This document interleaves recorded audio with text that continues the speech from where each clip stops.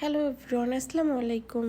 তো আমাদের মতন আপনারা কারা আছেন যে ঈদে কাজ কাম সবগুলো কমপ্লিট করে তারপর ঘুরতে বের হয়ে যান? তো আমরাও চলে আসছি ঈদের কাজ শেষ হয়ে যাওয়ার পর সন্ধ্যার পরপরই বের হয়ে গেছিলাম ঘুরতে। আর একদমই রেডি হয় নাই, বাসার যে পোশাক পরেছিলাম সেই পোশাক পরেই চলে আসছি। যেহেতু আমরা চাপাই ছিলাম মাত্র 2 দিন, সেজন্য তেমন কোথাও ঘুরতে যাওয়া হয় নাই, ননদের বাসাতেই শুধু গেছি। তো ওইদিকে আমরা রেডি হওয়া শুরু করছি সন্ধ্যার আগে, আর আমার ননদ চলে আসছিলো বাসায়। সেজন্য আমরা আর বিকালে যেতে পারি না। উৎস বারবার চিতাই খাইতে চাইছিল, আর মাংস ঝোল দিয়ে বা মাংস দিয়ে খাইতে চাইছিল, পায়েস খেতে চাইছিল। তো আমাদের এ বাসাতে তেমন পায়েস করা হয় না, বাট সব পিঠাই করা হয়েছিল। আর চিতাই করতে গেলে একটু টাইম লাগবে, সেজন্য চিতাই করা হয় নাই। তো যখনই শুনছি যে উৎসর ফেভারিট, তখনই আমার ননদের বড় বলছে চলেন আমাদের বাসায়। তো যাইতে যাইতে আমরা ওইখান থেকে প্রায় 7টা বা 8টার মতন বেজে গেছিলো যাইতে যাইতে। তো আমার মেয়ে ওইখানে যেতে যেতে হিসু করে দিছে, প্লাস ওর জামাটা পোড়াটা থুতু দিয়ে আর লালা ফেলে ভিজাই দিছে। তো আমার মতন কার কার এরকম অবস্থা হয় অবশ্যই জানাবেন।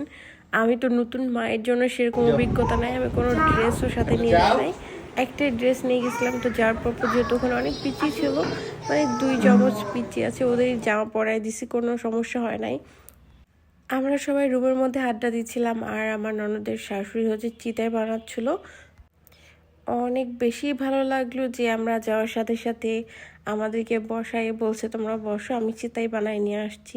আমাদেরকে তেমন কোনো কাজই করতে দেয় নাই, উনি এত কাজ করার পরও আমাদের জন্য এত খাবারের আয়োজন করে দিছে। তো এদিকে সব পিচ্চিরা অনেক মজা করছে। আর দিহান এখানে বসে আসছে, ওর খিদা লাগছে, দানুরও খিদা লাগছে, এর জন্য ওর এখানে বসে আছে। তো যাই হোক, দানুকে ঘুম পাড়ানোর ট্রাই করছে, বাট ঘুমাচ্ছে না। এদিকে সব খাবার রেডি হয়ে গেছে, বাট কেউ আসছে না খাওয়ার জন্য। সবাই পিচ্চিদেরকে নিয়ে ব্যস্ত, আর কেউ ফোন নিয়ে ব্যস্ত। এদিকে দিহানকে আমি একটু জ্বালাচ্ছিলাম, বাট সে রাগ করে বসে আছে। সব পিচ্চিরা দেখেন এক গাদা খেলনা নিয়ে সব বসে আছে। ওদের খেলনা ওদের যেগুলো খেলনা কিনে দেওয়া হয় সেগুলো নিয়ে খেলে না, কিন্তু ওষুধ বা অন্যান্য যে জিনিস ওইগুলো নিয়ে ওরা খেলতে বেশি পছন্দ করে।